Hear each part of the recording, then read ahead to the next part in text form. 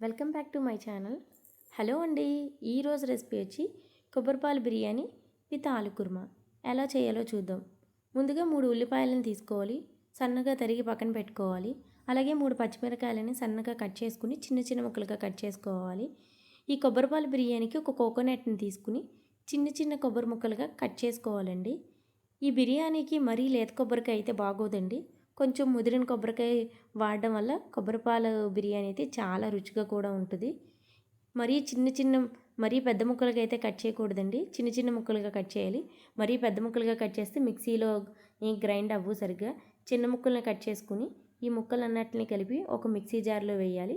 కొంచెం వాటర్ పోసుకొని మధ్య మధ్యలో మెత్తగా గ్రైండ్ చేయాలండి.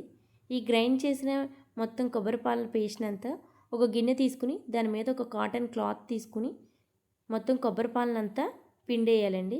గట్టిగా పిండేస్తే మొత్తం మనకి పాలంతా వచ్చేసి లాస్ట్లో కొబ్బరి పొడిలాగా మిగిలిపోతుందండి. ఈ పాలన్నిటిని ఇలా రెడీ చేసుకున్న కొబ్బరి పాలని ఒక గ్లాస్లోకి తీసుకుని మనం పక్కన పెట్టుకోవాలండి.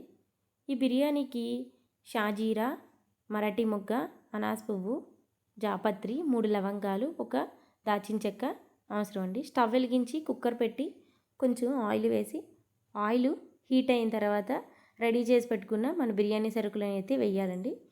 వేసి కొంచెం ఫ్రై చేయాలి. వేసిన తర్వాత ముందుగా కట్ చేసి పెట్టుకున్న ఆనియన్ చీలికలు, పచ్చిమిర్చి, కరివేపాకు వేసి మనం ఫ్రై చేసుకోవాలి.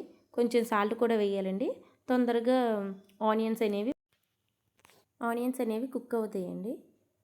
ఇందులోకి ఇలా ఫ్రై అయిన తర్వాత 1 table spoon of ginger garlic paste కూడా యాడ్ చేయాలండి. యాడ్ చేసి మొత్తం మిశ్రమాన్నంతా కలపాలండి. అడుగంటకుండా మనం మీడియం ఫ్లేమ్లో పెట్టుకోవాలి స్టవ్ని ఎప్పుడు.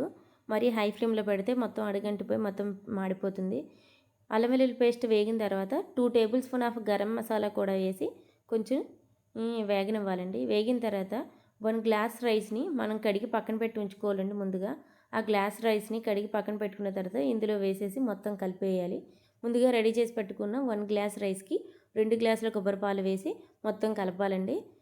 1 టేబుల్ స్పూన్ సాల్ట్ కూడా యాడ్ చేయాలి, మనకి సాల్ట్ సరిపోయినంత. అలాగే కొంచెం నెయ్యిని కూడా యాడ్ చేయాలండి. లాస్ట్లో కొంచెం నిమ్మకాయ చెక్కని పిండి పైన గార్నిష్కి కొత్తిమీర కూడా జల్లేసి ఈ మొత్తం అంతా కలిపేసి కుక్కర్ పెట్టేసి విజిల్ పెట్టండి. 3 విజిల్స్ రానిస్తే మొత్తం కుక్ అవుతుంది.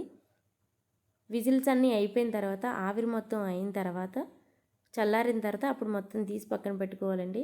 చూడ్డానికైతే చాలా బాగుంది. స్మెల్ అయితే బాగా వస్తుందండి. చూడండి చాలా పొడి పొడిగా వచ్చింది. ఇందులోకి మనం ఆలు కుర్మాని ఎలా చేయాలో చూద్దాం.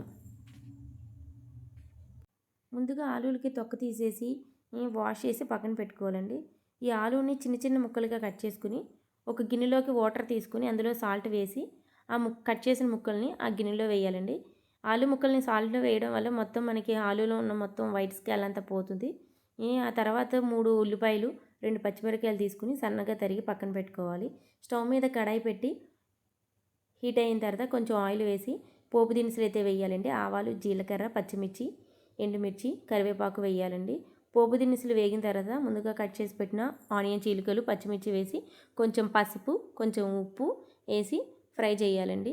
దాని తర్వాత మనం ముందుగా కట్ చేసిన ఆలును కూడా మనం ఇందులో వేసుకుని మొత్తం కలపాలండి. కలిపిన తర్వాత మీడియం ఫ్లేమ్లో పెట్టుకుని మనం మూత పెట్టేసి ఒక 10 మినిట్స్ అయితే కుక్ అవ్వాలి. కుక్ అయిన తర్వాత ఆలు మధ్య మధ్యలో మనం కలుపుతూ ఉండాలండి, లేకపోతే అడుగంటేస్తుంది. ఆలు బాగా కుక్ అయిన తర్వాత లాస్ట్లో మనం 1 టేబుల్ స్పూన్ కారం వేసుకుని మొత్తం కలుపుకోవాలండి. కలుపుకున్న తర్వాత కొంచెం ధనియాల పొడి, కొంచెం గరం మసాలా, కొంచెం జీలకర్ర పొడి కూడా వేసుకుని మొత్తం కలుపుకోవాలండి. ఒక 5 మినిట్స్ మూత పెట్టి మనం కుక్ చేయాలండి లో ఫ్లేమ్లో. లాస్ట్లో కొత్తిమీర చల్లి గార్నిష్ చేసుకోవాలండి. అంతే, ఆలు కుర్మా రెడీ అయింది. Thanks for watching. Please like and subscribe my channel.